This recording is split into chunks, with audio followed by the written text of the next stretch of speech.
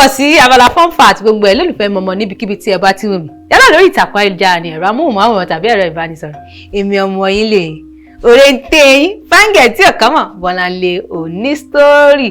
Lórí ètò tèmi mo fẹ́ sọ̀rọ̀ nípa ìlànà ẹrú ní ilẹ̀ Yorùbá. Ẹ jọ̀ọ́ ẹ bá mi wá nǹkan fìdílé torí ọ̀rọ̀ ẹ̀ yìí kò ń ṣe ọ̀rọ̀ kékeré. Ọ̀rọ̀ tó kúnná ni, tó jiná gidigidi, tó tún sọkútú wọ̀wọ̀. Ọ̀pọ̀lọpọ̀ àwọn ènìyàn wọ́n gbàgbọ́ wípé Yorùbá ò ní nǹkan tó ń jẹ́ ìlànà ẹrú. Ní pé òyìnbó ló gbé ìlànà ẹrú wá bá wa. Mo fẹ́ sọ fún yín pé irọ́ ni. Yorùbá ní nǹkan tó ń jẹ́ ìlànà ẹrú, ìyẹn tí olóyìnbó á ní system of slavery. Àmọ́ ìlànà ẹrú Yorùbá ó yàtọ̀ sí èyí tí olóyìnbó kọ́ wa. Oríṣiríṣi ìlànà ẹrú tí a ní ní ilẹ̀ Yorùbá tí àwọn olóyìnbó tó dé, òun náà ni mo fẹ́ sọ̀rọ̀ lórí ẹ̀ lórí ètò tèmi. Ṣé bá rí pé ó dáa kí ẹ máa wo ètò ìmọ̀mọ̀ torí pé ó jẹ́ ètò tí ẹ máa kọ́ ọgbọ́n mọ́gbọ́n, ẹ máa kọ́ ìmọ̀ mọ́ ìmọ̀. Àkọ́kọ́ ni ọ̀nà ogun jíjà. Bí ìlú méjì sí ìbá ní ìlú Ògìdàn àti ìlú Ojútáyé. Ìlú Ojútáyé wá fẹ́ lọ kógun ja ìlú Ògìdàn. Àwọn ìlú Ògìdàn wọn wá ní àwọn ọkùnrin tí wọ́n lè ja ogun dáadáa.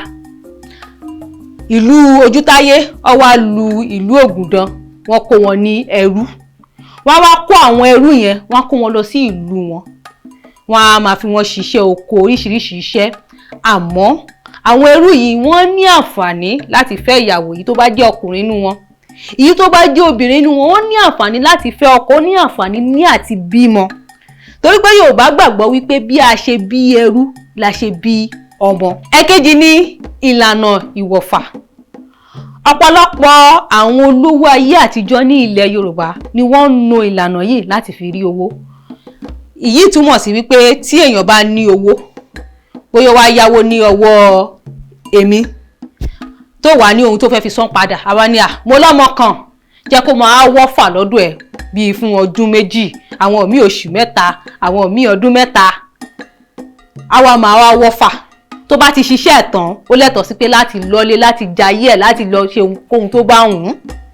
Ìlànà ẹrú kejì tí a ní ilẹ̀ Yorùbá nìyẹn.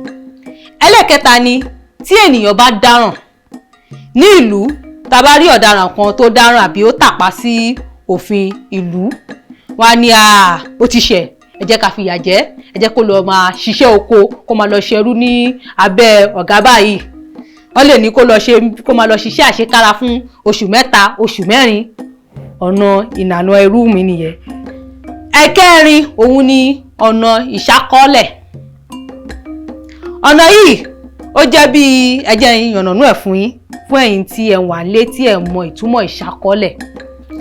Àwọn ìlú kékeré tó wà ní abẹ́ ìlú ńlá, àwọn ló máa ń sọ ìṣákọ́lẹ̀. Bí àpẹẹrẹ tí ẹ bá rí ìlú Ọ̀yọ́, ìlú kan tó ń jẹ́ Dahomey tí gbogbo wọn pè ní Benin Republic nísìn, ó ti wà ní abẹ́ ìjọba Ọ̀yọ́ rí tí wọ́n sì ń sọ ìṣákọ́lẹ̀ fún. Bí àpẹẹrẹ sì tí wọ́n wá jẹ́ pé wọ́n wá ní ohun tó fẹ́ fi sọ ìṣákọ́lẹ̀ ní oṣù tó ń bọ̀ yìí, wá kúkú wá kó àwọn ọmọ wọn tàbáwọn obìnrin wọn tó rẹwà, àbáwọn ọkùnrin wọn tó lè ṣiṣẹ́ dáadáa, wọ́n wá fi wọ́n san ìṣákọ́lẹ̀ fún ìlú tí wọ́n wà ní abẹ́. Àwọn ìlànà tí a fi ń gbà ní ẹrú ní ilẹ̀ Yorùbá nìyẹn. Ṣé wá rí wípé a ní ohun tó ń jẹ́ ìlànà ẹrú tí olóyìnbó tó dé. Àmọ́ ìlànà ẹrú ilẹ̀ wa kò jẹ́ ohun tó wo kókó, tó dàbí ohun tí ẹ pé a máa fi chain síyàn ní ọrùn àbí síyàn lẹ́sẹ̀. Mo fẹ́ lọ sí gbogbo àwọn apá ibẹ̀ yẹn torí ó jẹ́ ohun tó jẹ́ pé tí èèyàn bá rántí, ó máa ń mú omijé àti ìbànújẹ́ fún ènìyàn. Ètò yìí kò wá ní ju báyìí lọ. Mo lérò pé ẹ ti kọ́ ẹ̀kọ́ kan tàbí méjì tàbí mẹ́ta ní orí ètò tèmi. Èmi ni ọmọ yín fáńgẹ̀ tí ò kàn mọ̀ Bolanle Oni Story. Mo wá fi àsìkò yìí kí gbogbo ẹ̀yin olólùfẹ́ mi mọ̀ pé ó dàbọ̀.